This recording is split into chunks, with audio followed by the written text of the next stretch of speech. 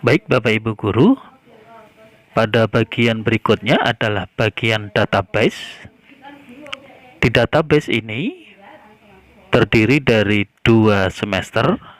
Di sini database untuk semester 1 dan di sini ketika kita klik database yang sebelah sini ini untuk database semester 2. Kita akan mencontohkan untuk database semester 1. Maka kita masuk atau kita klik database semester 1, kita klik, maka akan muncul seperti ini tampilannya Bapak Ibu. Nah, Bapak Ibu cukup mengisi pada kolom-kolom yang tersedia dan ikuti petunjuk pengisiannya. Di sini ada ikuti petunjuk pengisiannya. Dilarang untuk mengotak-atik ukuran baris dan kolom. Jadi Bapak Ibu Guru cukup mengetik atau mengcopy paste data-data atau teks yang dibutuhkan di masing-masing kolom ini sesuai dengan KD, IPK, materi, sampai di bagian akhir adalah penilaian atau assessment. Baik, kita akan mulai pada bagian yang pertama. Di sini ada nomor RPP. Bapak Ibu tidak perlu merubah apapun di nomor kolom RPP ini. Bapak Ibu langsung bisa mulai untuk mengisi pada kompetensi dasar. Ketika kita klik di kompetensi dasar ini, di kolom kompetensi dasar ini, maka langsung ada petunjuk. Bapak Ibu tinggal masukkan KD yang diambil dari silabus. Bapak Ibu bisa mengetiknya langsung atau mengcopy paste dari silabus.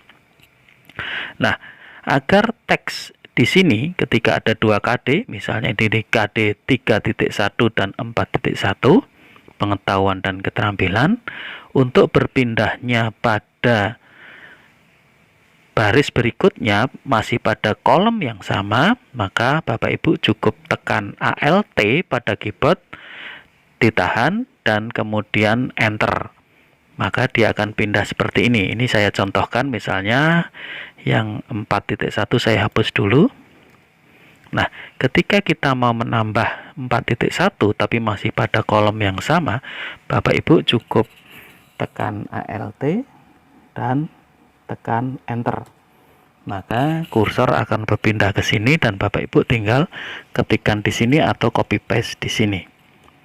Itu cara untuk menambahkan KD pada kolom, satu kolom.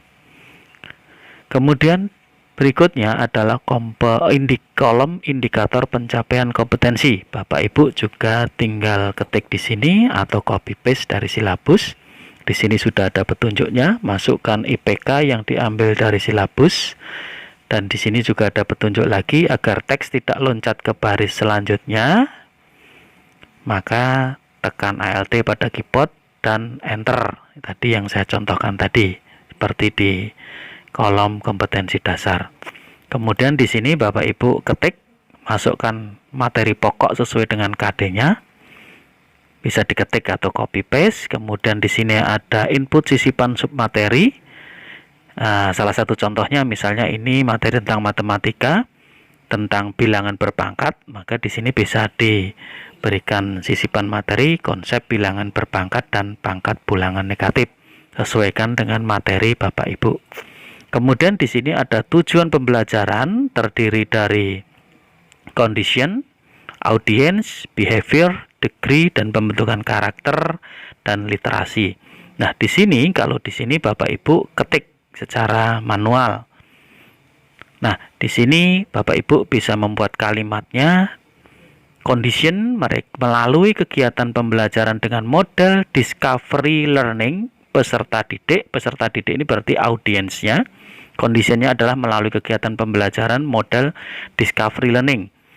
Nah, model-model ini, pembelajaran ini Bapak Ibu bisa merubahnya dengan model pembelajaran. RPP ini sudah menyediakan 4 model pembelajaran secara otomatis. Yang pertama adalah discovery, problem based learning, project based learning dan daring. Nah, di sini saya contohkan adalah model pembelajaran discovery learning, ya. Nah, kemudian behaviornya Bapak Ibu langsung dapat mulai dengan kalimat dapat menemukan atau dapat memberikan atau dapat menjelaskan dan lain sebagainya. Itu disesuaikan dengan behavior yang Bapak Ibu inginkan dari tujuan pembelajaran. Kemudian di sini degree-nya. Degree ini bisa diisi di sini, misalnya ada informasi.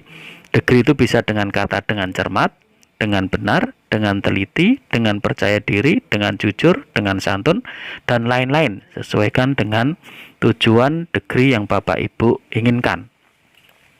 Kemudian di sini pembentukan karakter, ada kolom pembentukan karakter dan literasi. Bapak Ibu bisa memasukkan nilai-nilai karakter yang ingin dicapai di tujuan pembelajaran ini, dan juga literasinya Bapak Ibu bisa menuliskannya di sini, atau ini juga sudah bisa digunakan. Berikutnya di sebelah kanan di sini Bapak Ibu ada model atau metode pembelajaran.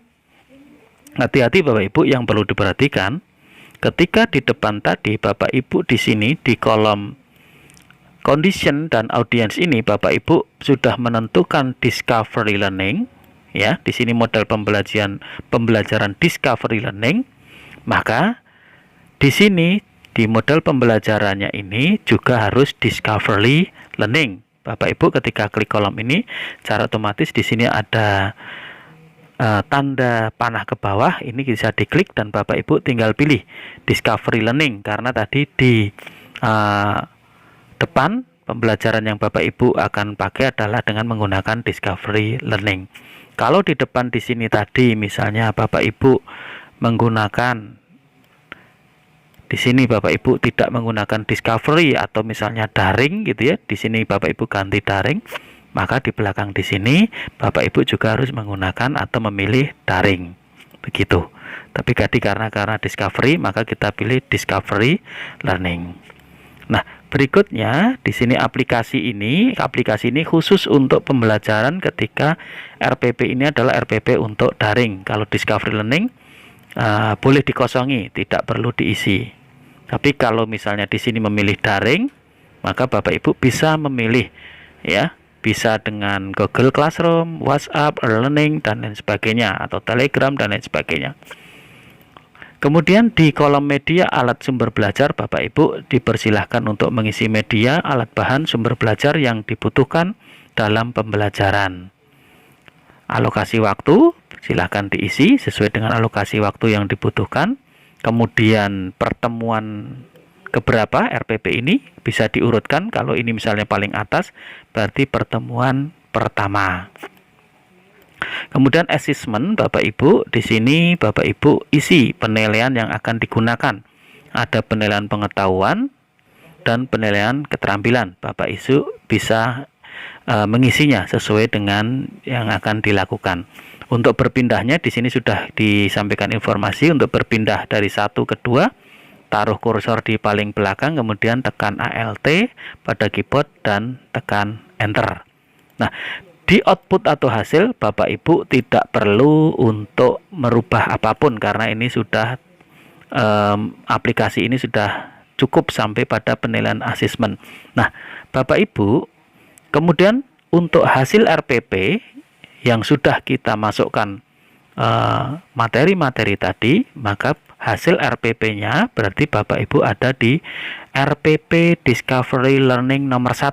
Ini jangan sampai salah, ya. Maka nanti akan mencari hasilnya di RPP Discovery Learning nomor 1.